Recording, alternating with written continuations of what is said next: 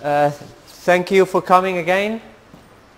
This is the third lecture from Untold History, and today we're going to be looking at a game, a role game that is called Illuminati New World Order. Was created by Steve Jackson Factory Games. The owner of the company is called Steve Jackson. And here, as you can see, that's the actual box when you buy the game. That's the box. You can see the labels, the cover, the back. And notice, can you notice something? It says the copyright is from 1995. You can see here better. At the bottom you see copyright 1995. Steve Jackson Games. And basically the story, I'm going to backtrack a little bit. As I said, Steve Jackson was the owner of this company, and in 1990 he tried to release a game called Illuminati New World Order. At that time, and you can find his testimony online, you can see the actual interview, and his voice was recorded. He explains how in that year, 1990, when they were about to release this game, the CIA and some federal agents came into his offices. It's interesting to notice that in those years, George Bush Sr. was the head of the CIA. So the CIA and some federal agents and policemen came into his offices, took all his computers, all the data they had. The company went bankrupt. They took the federal government to court. They won the case, and then 5 years later Steve Jackson could release the game. That's why you see the copyright 1995, but really the game was created 5 years earlier, 1990. And you will see there is many cards on this game, and we're going to go through some of them today and next week. Do you remember all this? 2001, 9/11, yes. Terrorist attack.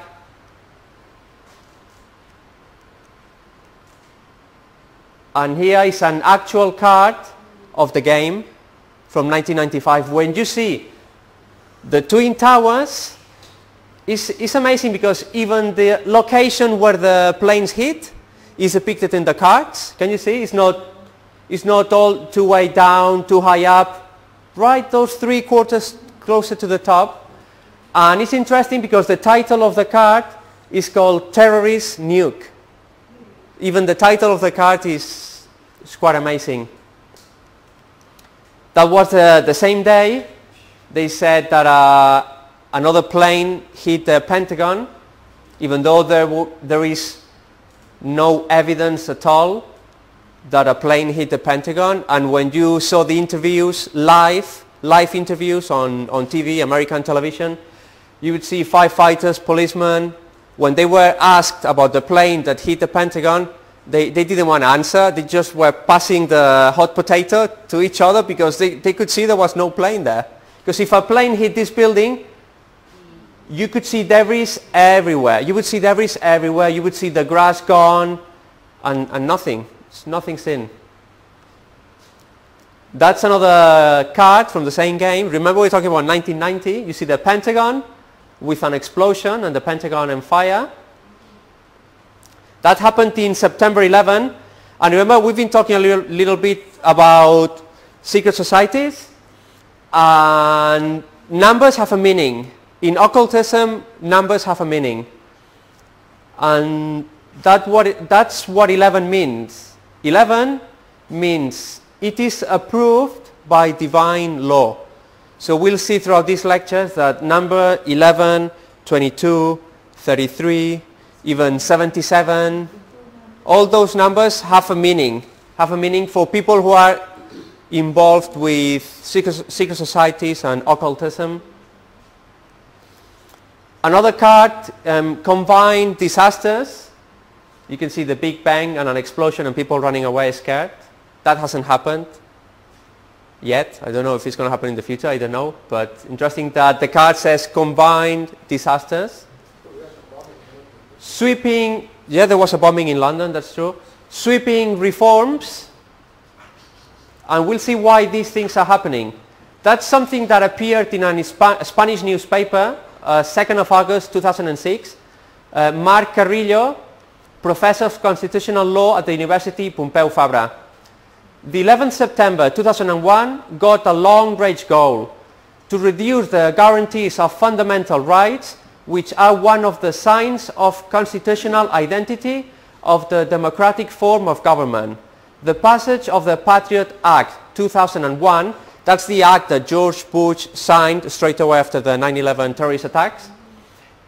The passage of the Patriot Act 2001 in the US Congress marked the beginning of a series of measures clearly prejudicial to the rights of freedom guaranteed by the Constitution of 1787. Emulation found in other European countries, particularly in Britain. And that's what we've seen. Because of terrorist attack, because of combined threats and dangers, seems that the freedom of the citizens, especially North America and Britain, have been cut down. And you can see that when you go to an airport. It's not the same going to an airport now than it was 10, 15 years ago. And that's a professor of constitutional law saying this is going to cut down our freedom, our liberties. And we are seeing this. Okay, very interesting two cards. We're going to be talking about the weather, which is something British people love to talk about, something I noticed when I came here. Everybody talks about the weather all the time.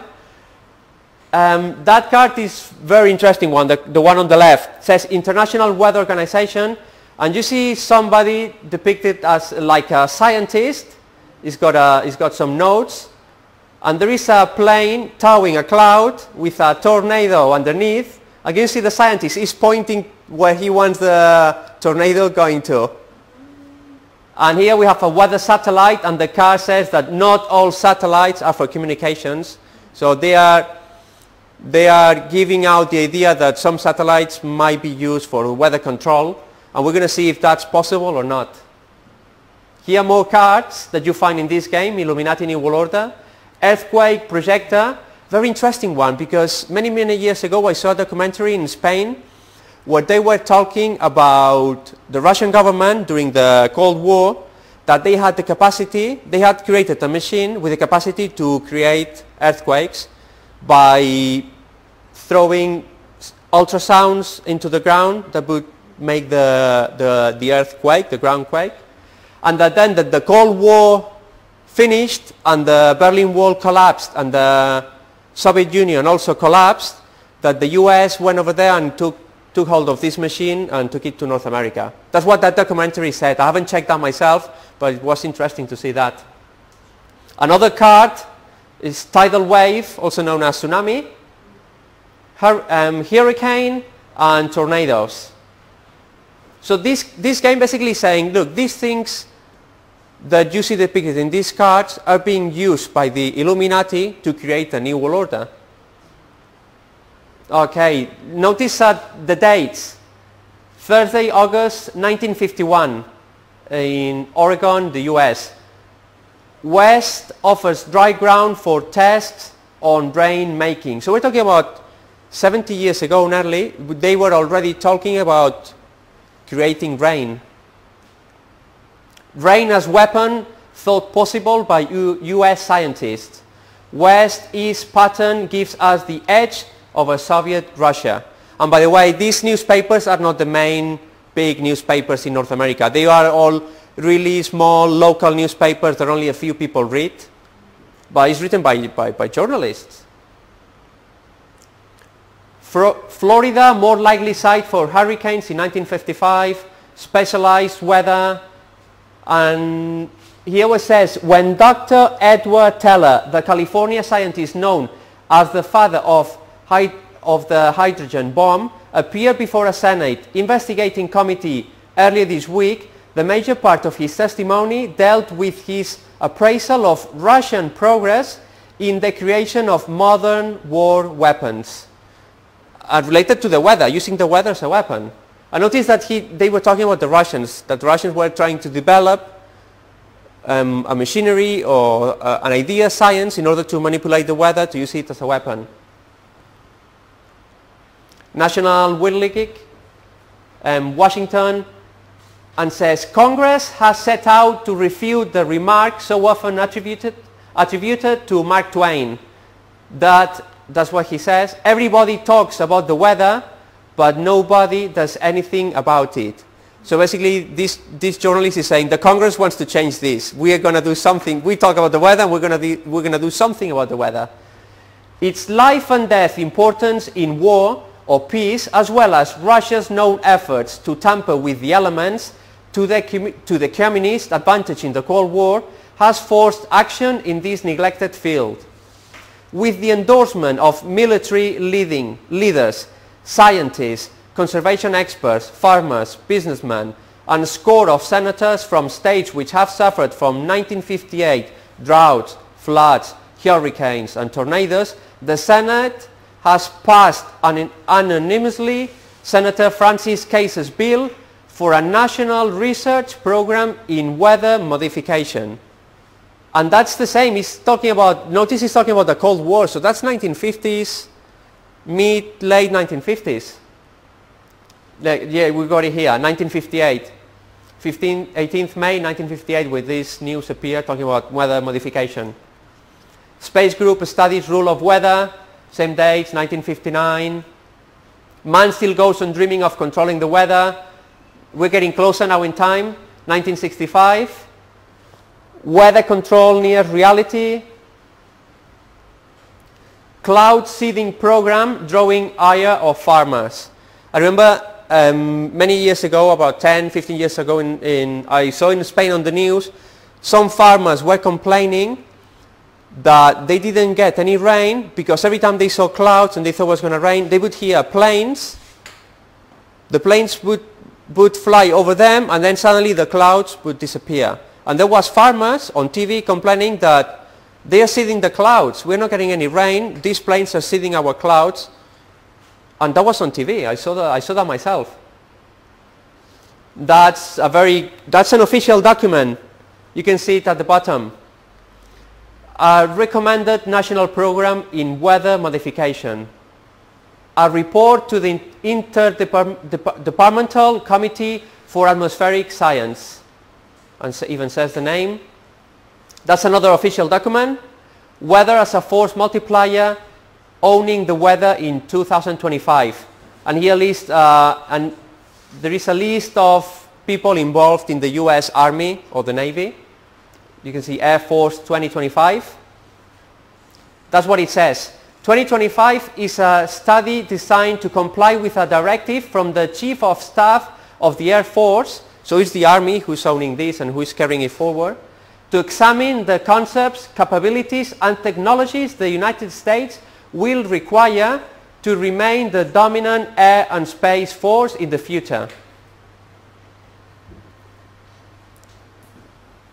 Okay, and here you see the chapters that are in this document.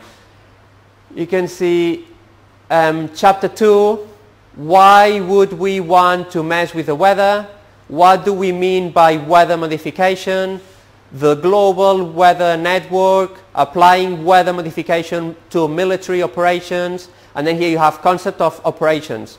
Rain, fog, storms, explosions at the near space, artificial weather.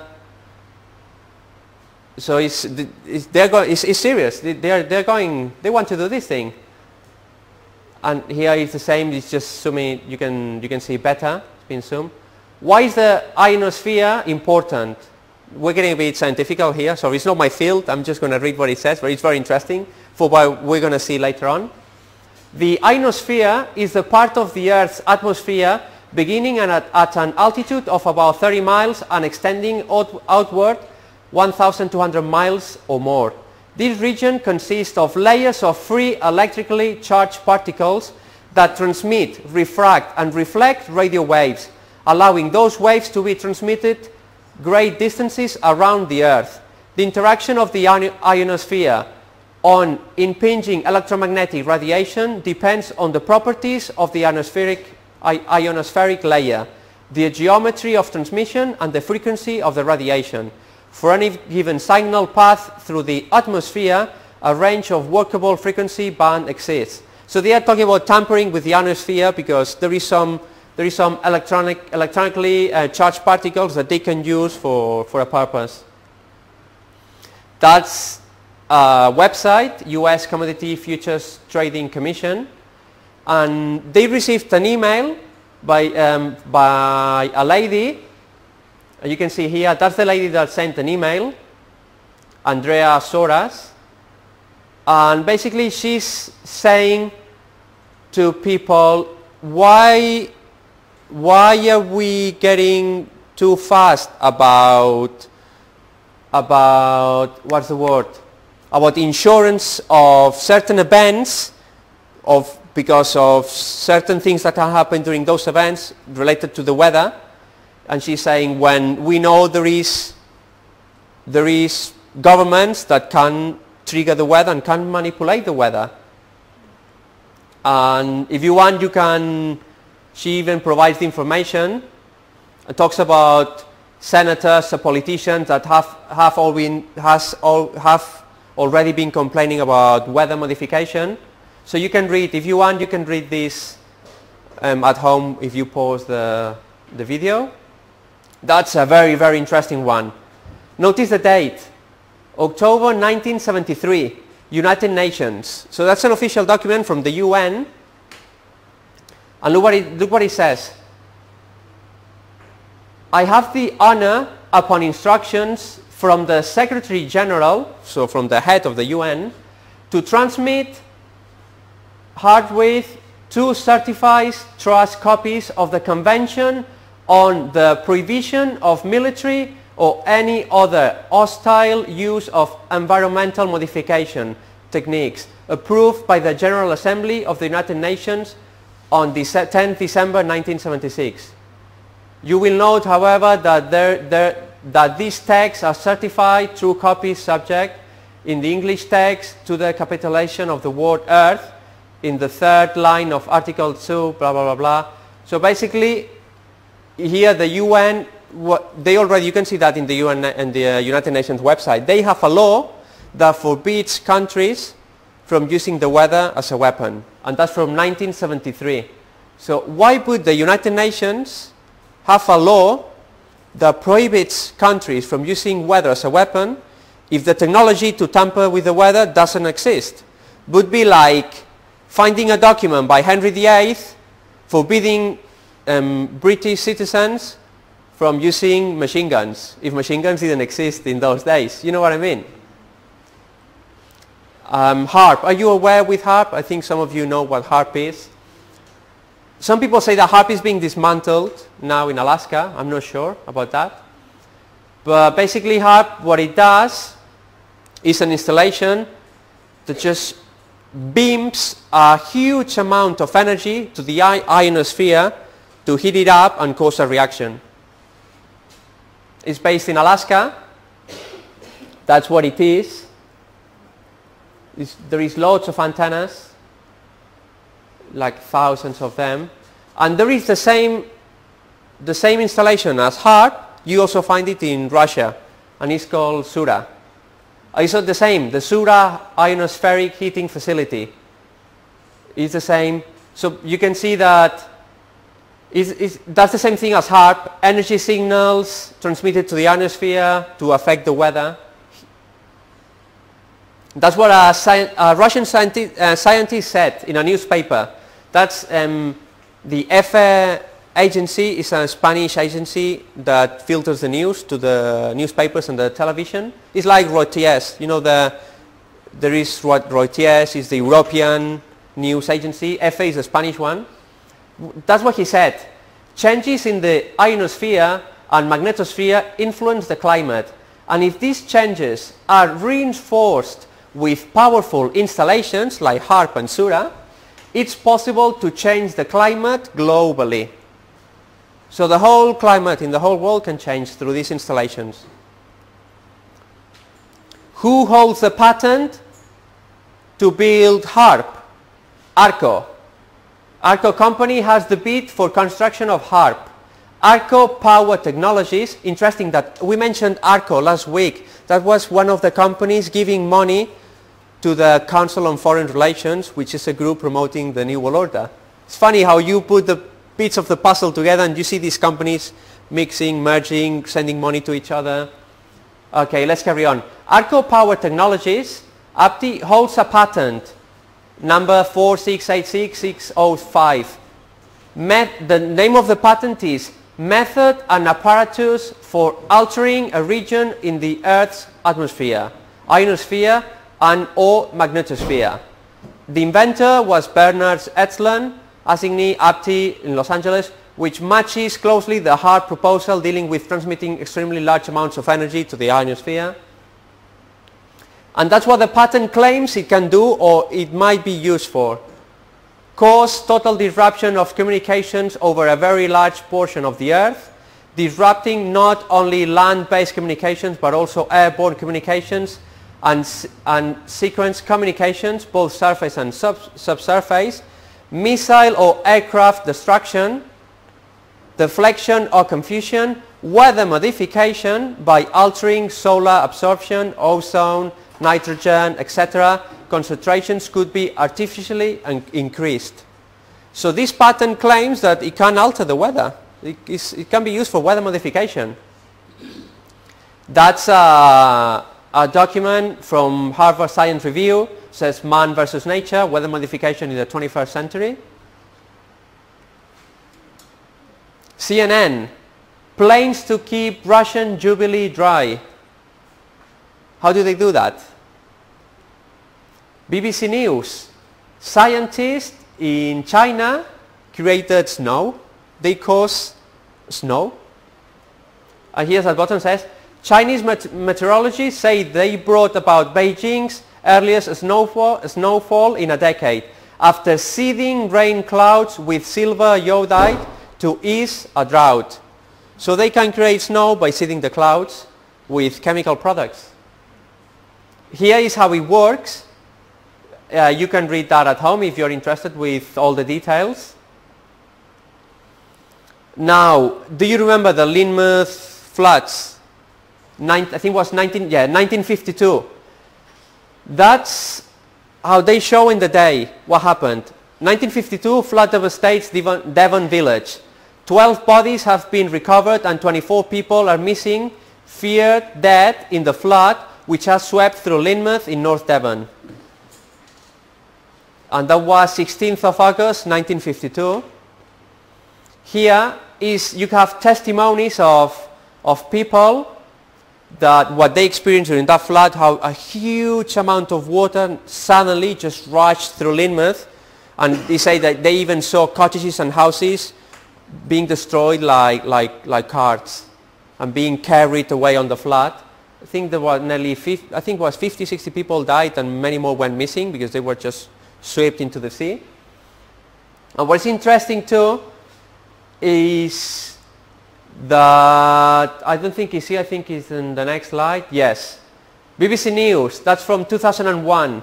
Rain making link to killer floods. 90 million tons of water swept down the narrow valley into Lynmouth on 15th August 1952. Now, a BBC investigation has confirmed that secret experiments were causing heavy rainfall. And the secret experiments were made by the RAF. You can see here, 35 deaths in famous Lynmouth flood disaster came only days after RAF rain-making experiments over southern England. It has emerged. So it's interesting that when it happens, everything seems it's been a natural cause, and then 50 years later they say to you, no, it's because the RAF were doing some rain-making experiments. Here you can see the testimonies they explain in detail what happened, people that died.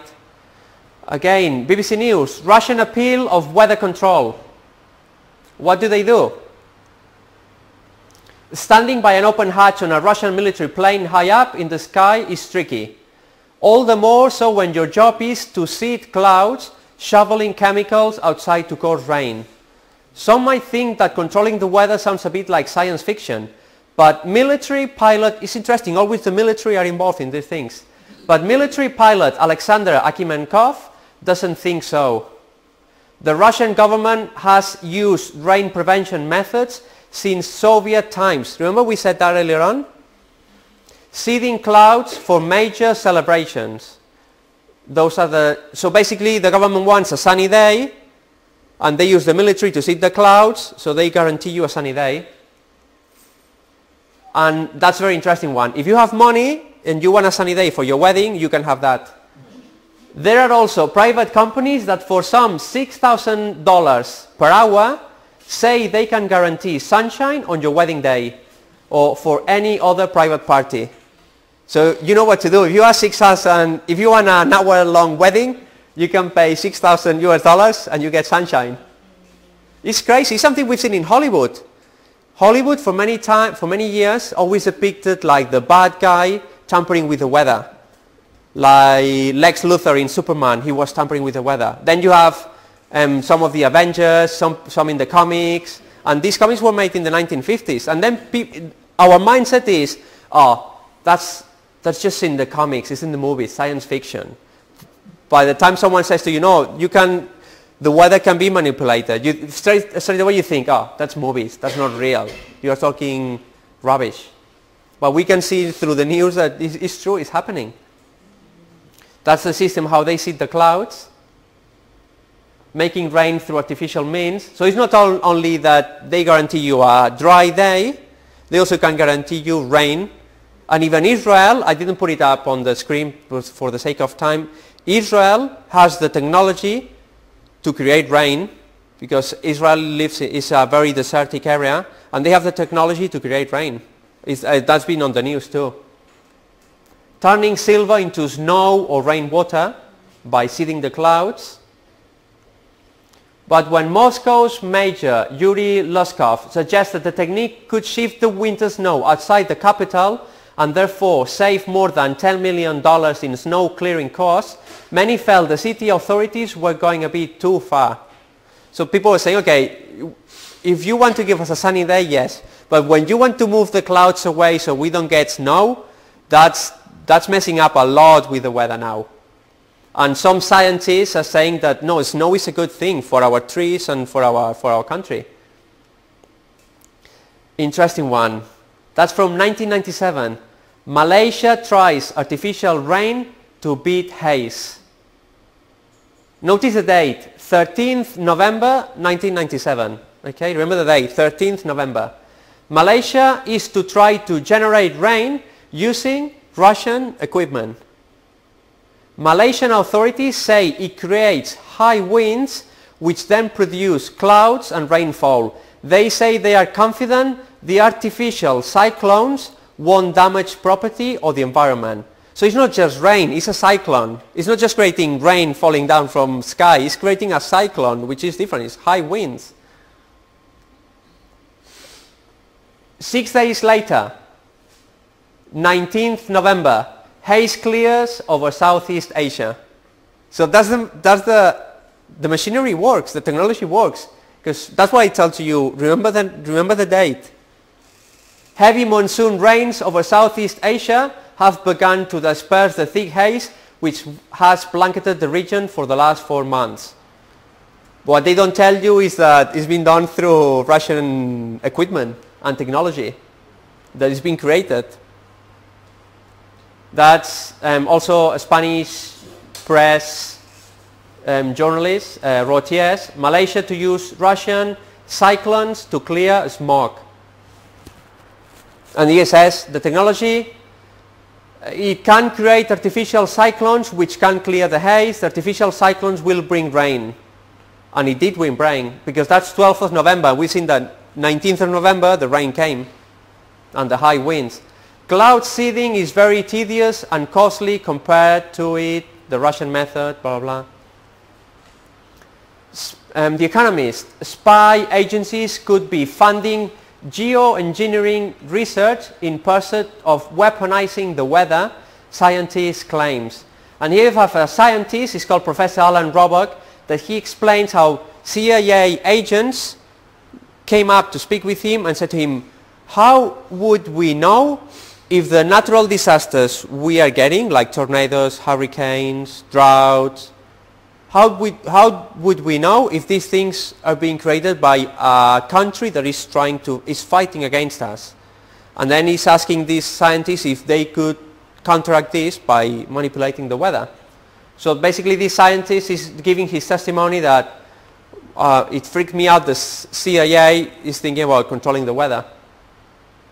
Interesting also, notice the symbology. Who are the ones tampering with the weather? We saw the Navy, the RAF in England was, and the military in the US. And notice the Naval Meteorology and Oceanography Command. The logo is a pyramid. And Hurricane Hunters, I think is a group in the US Navy. They also have the all-seeing eye as a symbol. They have the solar disk with the wings, which is a symbol for the sun god. This is a beautiful picture. That's Hurricane Isabel. That Isabel is, another name for Isabel is Jezebel. That's the original name. Isabel is the Western name for Jezebel. And notice, what can you see here that seems a bit strange? Do you notice something a bit strange? That the eye of a hurricane is always empty. But here, look, you have 1, 2, 3, 4, and the 5th is coming out. You have a 5-pointed star being formed inside the hurricane. And notice the time, 13:45. 1 + 3 + 4 + 5 equals 13. We said 13 is a symbol for Lucifer. Also the 5-pointed star is a symbol for Lucifer. It's Venus worship, which is the female side of the pagan deity. And that's an official picture. That's taken by NASA. And if you notice, who was Jezebel? Jezebel was a wicked woman that persecuted God's people and killed all God's priests. And you will never see a picture of a hurricane with something inside. The hurricane is always empty, always empty. And this one with a 5-pointed star. Here, the origins of the 5-pointed star, we saw that last week, is Venus worship. So it's astrology and sun and planet worship. Al Gore. Remember the game is from 1990, released in 1995. You see Al Gore hugging a tree. So symbol of I love, it's like saying I love nature. You know, I love nature, I'm hugging a tree. Notice inside the tree there is 2 wicked evil eyes. Have you noticed? And then 2006, Al Gore comes out talking about climate change. Is that a coincidence? That in 1990 and then 1995 this game is released. And they already knew that Al Gore was going to be a tool used to promote global warming. Because remember what we saw last week and the week before, there is groups like the Club of Rome, the Electoral Commission, where they said, we need a common enemy that is going to scare people to accept a new world order. And they even spoke about climate change, terrorism, war, hunger, the economy. And by the way, Al Gore is a 33rd degree Freemason. He belongs to Freemasonry, 33rd degree. We'll see what that means when we talk about specifically about Freemasonry and we see the different degrees. Meteor strike, world hunger, epidemic. You hear about epidemics a lot nowadays. You have the swine flu, the Ebola, and every year there is 1 or 2 coming up that nobody knows where they come from. But we get them. Notice meteor strike. That's what Gary Carr, he was an American politician. Every problem, no matter how small or how fabricated, will suddenly become a reason for why we need a world government. The most convincing arguments will have to do with the environment, climate change, global debt, the economy, world poverty, redistribution of goods, and the prevention of war. A new world order, they will say, is needed because individual nations are no longer capable of dealing with these complex problems on their own. and that's from 1992. Even though he tried to publish this, he did all his research in the 1980s, but because he was scared to publish this book, he didn't decide to do it till 1992. But all this information he found comes from 1970s, 1980s, so it's a few years ago now. Okay, now that words spoken by Jesus and recorded by Matthew, that's what he said. Talking about the future, he said, nation shall rise against nation. Notice that the word nation in the original is ethnos, ethnicity, like different groups. And kingdom against kingdom, countries against countries. And there shall be famines, pestilences, like Ebola, AIDS, cancer, all these things, and earthquakes in diverse places. And I forgot to put it up here, but next week I'll try to put a slide where you see the amount of earthquakes, how the earthquakes have increased just in the last 20 years. By the thousands they have increased, by the thousands. Like literally you have maybe 2,000 earthquakes in 1 year in 1991, and nowadays you're getting 6, 9, 10,000 earthquakes a year. Luckily there is only a few of those who are dangerous and catastrophic. Again, talking about the future, and great earthquakes shall be in diverse places, and we're seeing that. There was one in Nepal last weekend. And famines, pestilences, that means disease, and fearful sights and great signs shall there be from heaven. And there shall be signs in the sun, in the moon, and in the stars. And upon the earth distress of nations, which means anguish, social unrest, and we see that recently also in Baltimore. We saw the riots in Baltimore, riots in England, riots in Spain, riots in the Arab countries, riots in China, all around the world there is riots. That's what Jesus meant. In the future there was going to be social unrest, and people will live with perplexity, the sea and the waves roaring. He's talking about tsunamis, because waves might scare you, but in order for people to be perplexed, it's because these waves are pretty big. Men's hearts failing them for fear, and looking after those things which are coming on the earth, for the powers of heaven shall be shaken. That means the planets, meteorites, asteroids. And now I'm going to show you a series of slides. That's 13th of March this year. 2 great balls of fire fly over Toledo, that's a city in Spain, in a month. One happened 30th of March and the other one 20th of February. People saw 2 big great balls of fire flying across the sky. Remember the card meteor strike? That's what they are, meteorites. That's one of the pictures. You can see that's when the meteorite came down, that's the light, the flash. Fireball meteor caught on camera by a Devon observatory, 30th of June 2014. That was here in England. Meteor strikes across English Channel. Fireball captured hurling across night sky of the coast of Devon. That's this year. Sorry, I go back. That's 2014, a meteorite seen over Devon. That's 2015, another meteorite seen over Devon.